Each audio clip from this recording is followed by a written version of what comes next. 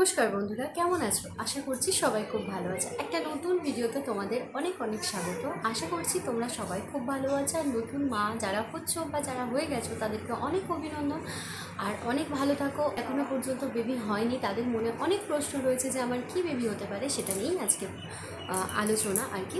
তো চলো বেশি না কথা বলে পুরো চলে যায় সরাসরি। তো চলো এক এক করে আমি বলতে থাকি, তোমরা মেলাতে থাকো। যদি মিলে যায় তাহলে অবশ্যই কমেন্ট বক্সে কিন্তু কমেন্ট করতে ভুলতো না। প্রথম আলোচনার মধ্যে আমি আসবো, একটা ছেলে বেবি যদি আমার মধ্যে ধারণ থাকে তাহলে আমার পেটের আকার কী হতে পারে। এটা নিয়ে আমি আরেকটা আগেও ভিডিও করেছি, কিন্তু আজকের আলোচনাটা অনেকগুলো পয়েন্ট নিয়ে একসাথে তোমাদেরকে বলে দেবো। যদি কেউ আলাদা আলাদা ভিডিও পেতে চাও তাহলে অবশ্যই কমেন্ট করে যাবে।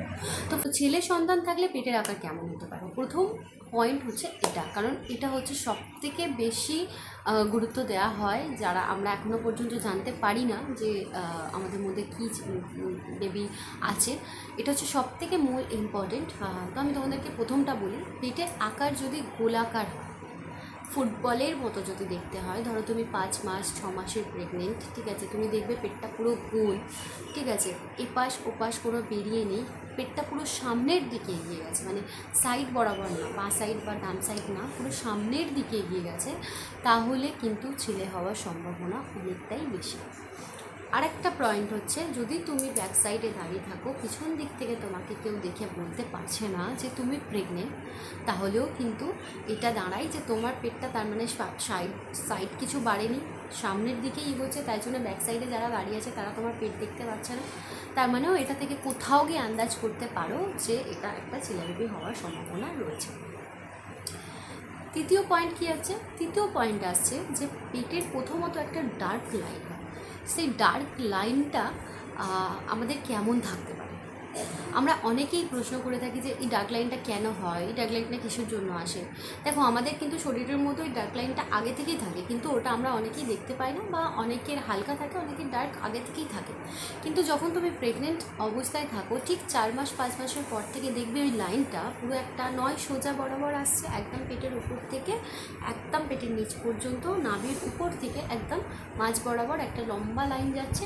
আর না হলে এরকম বাঁকা টেরা বা ওপরটা বাঁকা টেরা বা হালকা শেডের, ঠিক আছে, এরকম জিনিস আসে। তো কীরকম থাকলে আমাদের ছেলে বেবি হতে পারে, যদি তুমি দেখো যে ওপর থেকে লাইনটা নিচে পর্যন্ত একদম সোজা একটা লাইন গেছে, তাহলে কিন্তু ছেলে বেবি হওয়ার সম্ভাবনা থাকে। এবার অনেকেই আমাকে প্রশ্ন করেছো যে ওপর থেকে দিদি আমার নাভি মানে ওপরের পেট থেকে নাভির একদম উপর পর্যন্ত এটা পুরো লম্বা লাইন এসছে, আবার নাভির নিচ থেকে কিন্তু একটু সরে গিয়ে লাইনটা নেমেছে, তাহলে আমার কি হতে পারে? হ্যাঁ, তাহলেও তোমার ছেলে হতে পারে, কারণ ওপর থেকে লাইনটা সোজা আসে, এবার একটা নাভি রয়েছে, তার নিচ থেকে যদি লাইনটা এরকম একটু ক্রস করে যায় কিন্তু সোজা নামে, তাহলে কিন্তু ছেলে হওয়ার সম্ভাবনা বেশি থাকে। আশা করছি তোমার প্রশ্নের উত্তরটা পেয়ে গেছো। যেই প্রশ্ন করেছিল, যদি ভিডিওটা দেখে থাকো তাহলে প্লিজ কমেন্ট করে দিও। আচ্ছা, এবার আরেকটা পয়েন্ট আসি, সেটা নাভির অবস্থানটা কেমন থাকে। নাভির অবস্থানটা মানে ছেলে বেবি যদি হয়, তুমি দেখবে নাভি কিন্তু বাইরের দিকে ঠেলে বেরিয়ে আসে, মানে পেটটা রয়েছে, পেটটা থেকে দেখবে নাভিটা যেন বেরিয়ে যাচ্ছে, এরকম মনে হয়, পুরো উপর হয়ে থাকে। একজন আমাকে কমেন্ট করেছিল যে ঘোমটার মতন হয় দিদি, হ্যাঁ, কিছুটা ঘোমটার মতনই হয়, এরকম উপর হয়ে যাবে, মানে ডুমো মতন হয়ে থাকে। সেটা যদি তোমরা দেখে থাকো তাহলে বুঝতে পারবে যে ছেলে হওয়ার সম্ভাবনাটা অনেকটাই বেশি থাকে, ঠিক আছে, কারণ এটা আমার সাথে পুরো রিলেটেড। এই পেটের আকারটা সবথেকে বড় ব্যাপার, ঠিক আছে, এইটা আমার সাথে কিন্তু 100% মিলে গেছিলো।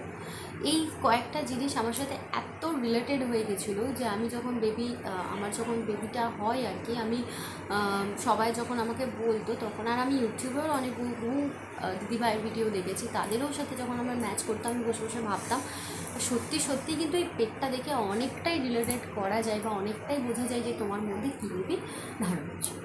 এবার আসি ফিফথ পয়েন্টে, সেটা হচ্ছে হেয়ার। আমাদের চুল দেখতে পারো, আমার তো এখন একদম বাজে অবস্থা হয়ে গেছে, কারণ বাবু হওয়ার পরে আমি একদমই যত্ন নিতে পারি না, কিন্তু তখনও আমি বেশি যত্ন যে নিতাম তা নয়, কিন্তু নিতাম হয়তো যেরকম ডেলি রুটিন হয়, শ্যাম্পু তেল এগুলোই, আদারওয়াইজ কিছু না। কিন্তু তখন আমি দেখতাম আমার চুল ভীষণ সফট, প্রচণ্ড মানে একদম উজ্জ্বল একটা ভাব, ঠিক আছে। হেয়ার ফল হওয়া একদমই বন্ধ হয়ে গেছিলো, ঠিক আছে, একদম বন্ধ হয়ে গেছিলো। মানে ওই আঁচড়ালে হয়তো 2-4 এরকম বেরোতো, কিন্তু ওই গাদা গাদা যে চুল ওঠে আর কি, ওটা একদমই পুরোপুরি বন্ধ হয়ে গেছিলো। তো অনেকেই বলে যে যদি তোমার হেয়ার ফল বন্ধ হয়ে যায় বা চুল সুন্দর হয়ে যায়, চুলের গ্রোথ এসে যায়, তাহলে কিন্তু ছেলে বেবি থাকে। তাহলে এটা কিন্তু রিলেটেড করে দেখো, যদি মিলে যায় তাহলে আমাকে অবশ্যই জানাও। আর একটা ব্যাপার হচ্ছে আমাদের সৌন্দর্য, ঠিক আছে। ছেলে বেবি যদি তোমার মধ্যে থাকে তাহলে তুমি একদমই সুন্দর দেখতে হবে না, মানে তোমার মধ্যে না একটা কেমন একটা বাজে মানে ডার্ক সার্কেল চলে আসবে, ঠিক আছে, স্প্যাচ চলে আসবে, মুখে টিমকি টিমকি বেরোতে থাকবে, পিম্পল হবে, ঠিক আছে, উইক উইক দেখতে লাগবে তোমাকে। এটা হচ্ছে তোমার ছেলে বেবি হওয়ার সম্ভাবনার মধ্যে একটা। মানে তারপরের পয়েন্ট হচ্ছে তোমার কিছু খাবার, যেটা তুমি একদমই পছন্দ করতে না সেটা তুমি বেশি করে খাবে, আর যেটা তুমি পছন্দ করতে সেটা একদমই পছন্দ করবে না। এটা শুধু ছেলে বেবি বা মেয়ে বেবি বলে নয়, এটা প্রেগনেন্সি মানেই এই পিরিয়ডটাই থাকে, ঠিক আছে। এটা সবারই হয়, এটা সে মেয়ে বেবি নিক আর ছেলে বেবি হোক, সেটা সবার মধ্যে থাকে। কিন্তু যদি তোমার মধ্যে ছেলে বেবি থাকে তাহলে তোমার মধ্যে কী হতে পারে? প্রথমত ভীষণ টক খেতে ইচ্ছা করে, ঠিক আছে। আর দ্বিতীয়ত ঝাল, এত পরিমাণে তুমি ঝাল খাবে তোমার মনেই হবে না যে তোমার প্রচণ্ড পরিমাণে তুমি ঝাল খেতে ভালোবাসবে, ঝাল জাতীয় খাবার, ঠিক আছে। দ্বিতীয়ত আমার ক্ষেত্রে যেটা হয়েছিল, মাছ মাংসটা একদমই বন্ধ হয়ে গেছিলো, আমার মাছ মাংস খেতে একদমই ভালো লাগছিলো না, একটু নিরামিষ খেতে ভালো লাগছিলো। কিন্তু সব থেকে ইম্পর্টেন্স হচ্ছে এটা অনেকের হয়, সেটা আমার হয়েছিল, সেটা হচ্ছে তুমি ফার্স্ট পিরিয়ড থেকে একদম মানে লাস্ট পিরিয়ডের কিছু আগে মুহূর্ত পর্যন্ত তুমি ঝাল ঝাল ঝাল ঝাল করে পুরো চলে যাবে।